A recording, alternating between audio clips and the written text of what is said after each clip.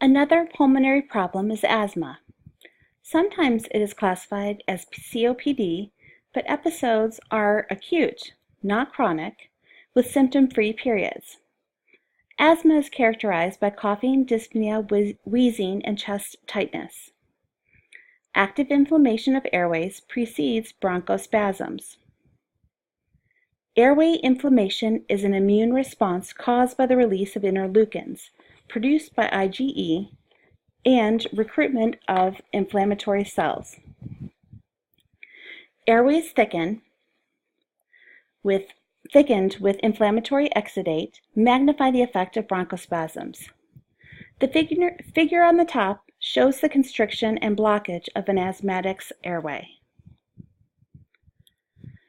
Tuberculosis, or TB, is an infectious disease caused by the bacterium Mycobacterium tuberculosis.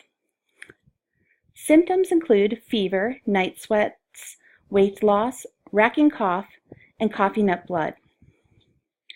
Patients are treated with a 12-month course of antibiotics. Lung cancer is the leading cause of cancer deaths in North America. 90% of all cases are the result of smoking. The lungs on the right are lungs that have lung cancer.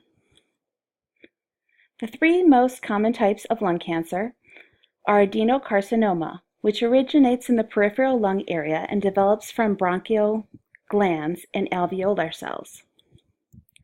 Squamous cell carcinoma, which arises in the bronchial epithelium, and small cell carcinoma, which originates in the primary bronchi and subsequently metastasizes. Early detection of lung cancer is key to survival. If metastasis has not occurred, surgery to remove the diseased lung tissue is performed. If metastasis has occurred, radiation and chemotherapy are the course of action. Cystic fibrosis is the most common lethal genetic disease in North America. Abnormal viscous mucus plugs block passageways, which can lead to bacterial infections affecting the lungs, pancreatic ducts, and reproductive ducts. CF is caused by an abnormal gene for chloride membrane channel protein called cystic fibrosis transmembrane conductance regulator, or CFTR.